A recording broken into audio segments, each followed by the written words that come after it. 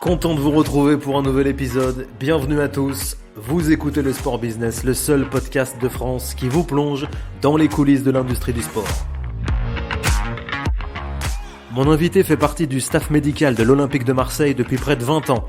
Un podologue qui est aussi entrepreneur. En 2012, il a fondé WizWedge, une marque française de chaussures de sport et de crampons pour le foot et le rugby. Jean-Luc Guerre vous raconte son histoire dans ce 28e épisode. Dernier message avant de démarrer, car vous êtes nombreux à nous écouter sans forcément être abonnés au podcast. Cela prend quelques secondes. Pensez-y si vous voulez nous soutenir, quelle que soit la plateforme que vous utilisez. Si vous êtes sur Spotify ou Apple Podcast, vous pouvez même en plus nous laisser une note avec les 5 étoiles. J'ai fini, je vous laisse découvrir mon invité. Bonne écoute et à bientôt.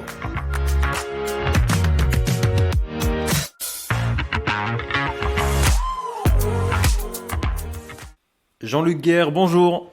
Bonjour Mathieu. Merci d'avoir accepté l'invitation. Vous êtes le fondateur de la marque WizWedge. Alors, Jean-Luc, tous les podologues ne se lancent pas dans la création d'une marque de chaussures. C'est pourtant ce que vous avez fait en 2012 avec WizWedge après plusieurs années de recherche et de brevets déposés. Racontez-nous le début de l'histoire. Effectivement, pour parler un peu de la genèse de ce projet de société, je dirais qu'il n'était qu'un projet au départ, un projet de recherche et de développement, l'augment, qui a reposé sur des faits d'observation clinique tant en cabinet et sur le terrain, de podologues du sport, de professionnels de santé qui se sont posés des questions qui étaient celles de vouloir, dans un premier temps, améliorer la prise en charge des sportifs, ou non d'ailleurs, en cabinet, et même en établissement fédéral, hein, puisque, vous le savez, j'exerce dans un staff médical connu. Et donc, on a, dans un premier temps, fait beaucoup de travaux de recherche pour valider au niveau industriel et scientifique le fait qu'une chaussure bien dimensionnée dans son sport, fallait qu'elle ait des attributs bien particuliers sur lesquels on a travaillé de nombreuses années. Donc ça a été sous le support d'écriture de brevets internationaux aujourd'hui. Et en 2012, donc, les 4-5 années qui ont précédé, on a fait donc des travaux de laborantin, si je puis dire, avec des cobayes sportifs. On a pratiquement une centaine d'ambassadeurs, de sportifs de haut niveau qui ont joué le jeu aussi bien dans le domaine du football, du rugby, de la course à pied ou du triathlon. Et de 2012 à 2019-2020, on est devenu un véritable bureau d'études dans l'innovation au service du sport et de la santé, où la recherche dominait surtout l'idée de pouvoir pratiquer son sport en minimisant les blessures. Démocratiser un petit peu tout ce qu'on sait faire pour les professionnels du sport, pour les sportifs du quotidien, et avoir le même bénéfice avec des produits semblables. C'est ce qu'on fait. On est dans la phase d'émergence, de présentation de toutes ces réflexions et travaux de recherche. Financièrement, lancer une marque de chaussures, j'imagine que c'est assez lourd. Qu'est-ce que ça représente comme investissement? C'est très, très juste, Mathieu. L'investissement est lourd.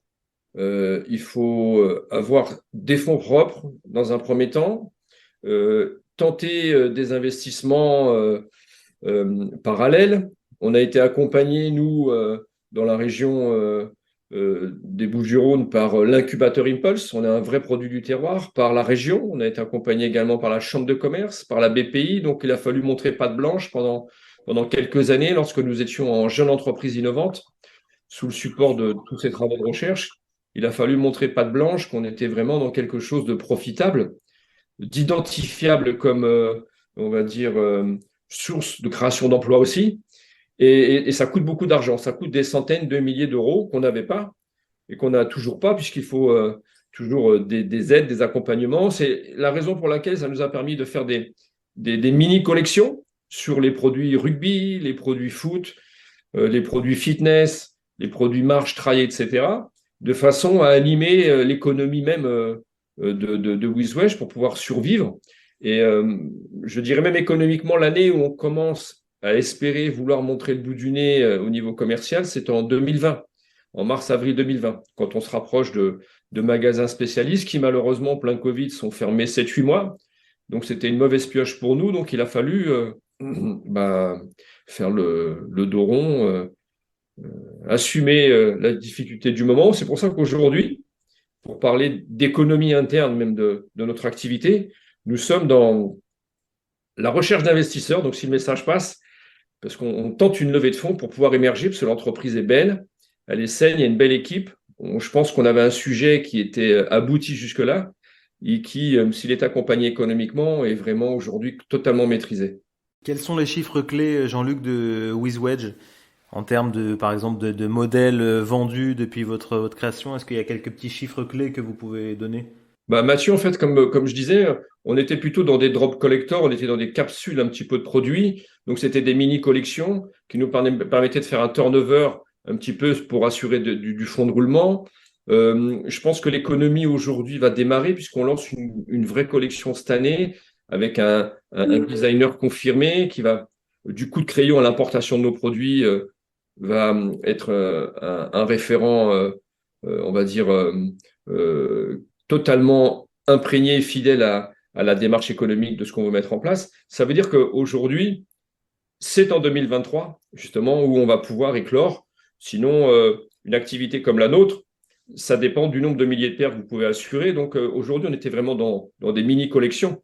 Donc, si vous vendez une dizaine de milliers de paires, bah, vous savez que vous êtes dans un chiffre d'affaires euh, sur une année qui peut avoisiner le million d'euros. Vous êtes aussi le podologue de l'Olympique de Marseille, on en parlait avant de commencer l'entretien, vous êtes même le doyen du staff médical.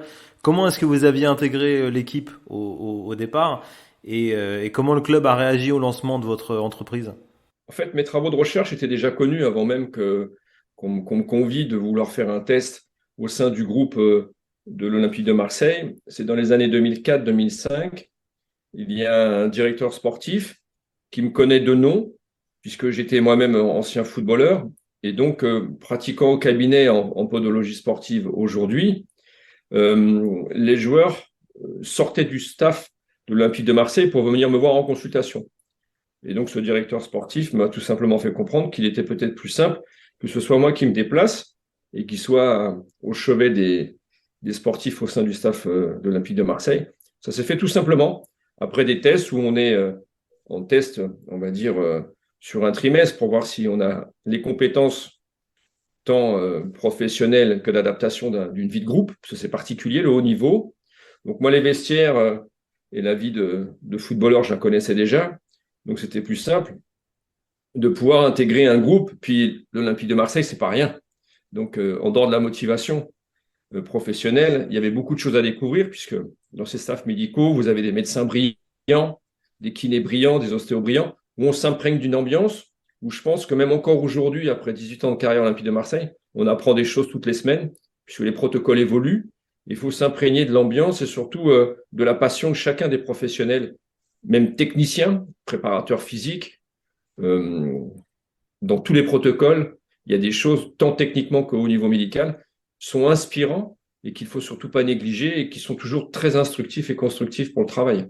Comment est-ce que vous faites, Jean-Luc, pour exister à côté de marques comme Nike, Adidas ou Puma, qui sont les gros acteurs de ce marché? Et d'ailleurs, est-ce que vous avez déjà eu des échanges avec ces marques? Est-ce qu'elles vous ont demandé de leur partager votre expertise?